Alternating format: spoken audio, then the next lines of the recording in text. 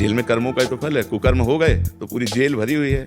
कर्म वो होता है जो हमारे मन में स्फुरणा होती है, संकल्प बनता है, बुद्धि निश्चय करती है, फिर इंद्रियों से चेष्टाएं होती है, उसे कर्म कहते हैं। कर्म दो प्रकार के होते हैं, एक शुभ कर्म और एक अशुभ कर्म, जिनको कहते हैं पाप कर्म, अशुभ कर्म, और पुण्य कर्म, शुभ कर्म।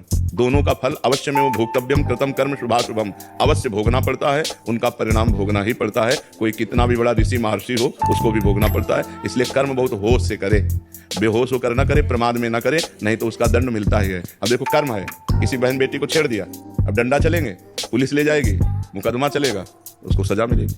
कर्म है क्रोध आ गया, हम किसी की हिंसा कर दी, आजीवन कारावास। हिंसा 5 मिनट में हुई और उसका दंड पूरे जीवन भोगना पड़ेगा। या ज्यादा अपराध बन गया तो फांसी की सजा मिल जाएगी। तो कर्म ही तो है। और अच्छे कर्म हो गए तो देखो राष्ट्रीय सम्मान मिलता है, समाज में आदर मिलता है, और यहाँ सुख मिलता है और परलोक में भी सुख मिलता है। सारा खेल कर्म का है। कर्म प्रधान विश्व रचि राखा, और जो जस करे तासि फल चाखा। कर्म की प्रधानता से विश्व की रचना हुई है, जो जैसा करता है वैसा फल भोगता है। समझ पा रहे आप? इसलिए बहुत होश से कर्म करे, और होश बनाने के लिए नाम जप है।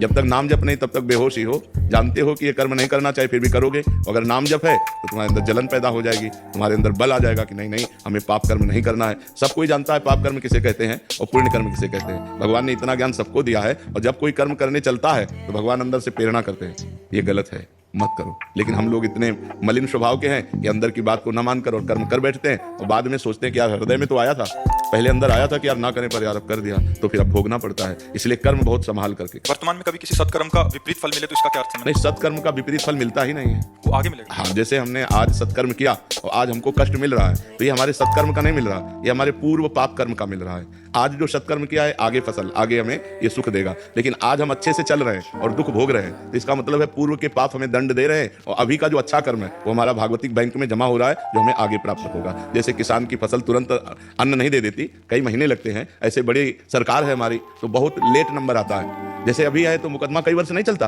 किसी केस का मुकदमा सालों चलता रहे, 10 साल चलता रहे, कभी कभी तो उतनी जितनी सजा भोगनी होती है उतना तो मुकदमा में वो जेल में बंद रहता है। तो ऐसे ही भगवान की बहुत बड़ी अदालत है, अनंत ब्रह्मांडों के जीवों का हिसाब है, होता 1 सेकंड के कम हिस्से में है, पर जब होगा बहुत फाइनल में होगा, तो इसलिए बहुत समय लगता है। जैसे आज पाप कर्म किए तो कहो 5 जन्म बाद उसका दंड मिले जाकर तुम्हें, तो लगेगा हमने इस जन्म में तो पाप किया नहीं, लेकिन भोगना पड़ेगा, वो अवश्य में भोगतव्य, क्योंकि जीवात्मा वही है, शरीर बदल गया।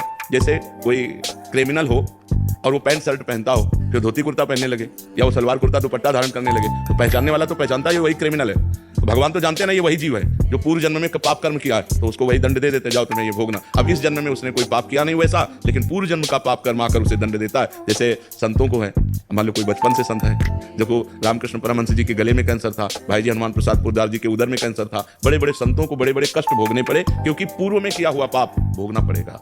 भगवान को भी भोगना पड़ा, वो कानून से अलग नहीं रहते। भगवान ने छुप करके बाली को मारा व्याध की तरह, तो कृष्णावतार में अगले जन्म में अंतिम समय व्याध ही भगवान के चरणों में बाण मारता है, तब वो परम पद को जाते हैं। तो ये कानून है, भागवतिक जो कानून है वो एक राय भर नहीं बख्शता। भारतीय कानून में थोड़ा धोखा हो सकता है कि वकील चतुरतावश दूसरा प्रमाण पेश करके और दोषी को बचा दे और निर्दोषी को फंसा दे, लेकिन हमारे भगवान के दरबार में किसी वकालत की जरूरत ही नहीं, किसी गवाही की जरूरत नहीं। 1 सेकंड में उस जीव का हिसाब हुआ फाइनल। अब अगर उस हिसाब को बदलना चाहते हो तो नाम जप करो, दूसरों का उपकार करो, तीर्थों का अवगाहन करो, भगवान की कथा सुनो, बल है ये तुम्हें बचा लेगा। नाम बल, भगवान का सेवा बल, परोपकार ये बचा लेगा। अब दूसरों को दुख देना, पाप कर्म करना, तो फिर नाना प्रकार के नरकों को भोग कर यहाँ भी दुर्गति भोगनी पड़ती है। जैसे आपके पाप कर्म है पूर्व के, वो आप बहुत पढ़े लिखे हो, आप लाख रुपए करो आपको नौकरी नहीं मिलेगी, पढ़े लिखे डिग्री लिए घूमते रहो कोई, और कुछ ऐसे हैं कि आपसे ज्यादा वो मंद बुद्धि के, वो ज्यादा प्रवीण नहीं है, लेकिन वो निकलते चले जा रहे हैं क्योंकि उनका पुण्य बल काम कर रहा है। तो यहाँ पुण्य बल, अगर सुख चाहते हो तो पुण्य करो, चाहते सुख हो और करते पाप हो तो पाप का परिणाम दुख मिलता है। शराब पी रहे हैं, गंदी बातें बोल रहे हैं, गंदे आचरण, एक एक चीज का फल है आपका। अगर आप बातें बोल रहे हो तो उसका भी फल है। मनुष्य जीवन कर्मयोग के लिए भेजा गया। आप 1 मिनट भी फ्री नहीं है। आप 1 मिनट में जो करेंगे आपके अंदर ही मन में बैठे हुए चित्रगुप्त तुरंत लिख रहे हैं। आपकी मन रूपी चिप में वो बिल्कुल सीन सहित जैसे चिप लगा दो ना तो पूरा टेलीविजन उसमें टीवी में आने लगता है, सब ऐसे सीन सहित चित्रगुप्त लिखते हैं। भगवान के सामने 1 सेकंड में पूरा चिप दिख जाती है, इसने क्या क्या किया जीव ने, बस उसको दंड मिलता है। इसलिए हर समय नाम जप करो, अच्छे आचरण करो, अच्छा भोजन पाओ, दूसरों का उपकार करो, यही मनुष्य जीवन है, यही देवत्व है। नहीं तो राक्षसी भाव में लोग विचर रहे हैं, अपने को धनी मानते हैं, बेविचार करते हैं, शराब पीते हैं, मांस खाते हैं, दुर्गति को प्राप्त होते हैं। पूर्व जन्म के पुण्य से आज धन है, लेकिन ये बना थोड़ी रहेगा, ये नहीं बना रहे। जहाँ पुण्य खत्म हुआ था सब नष्ट हो जाता है, सब नष्ट हो जाता है। तो ये है हमारे कर्मों का फल हमको भोगना पड़ेगा। तो इसलिए हम भगवान का नाम जप करें, परोपकार करें, जिससे हमारा मंगल हो जाए।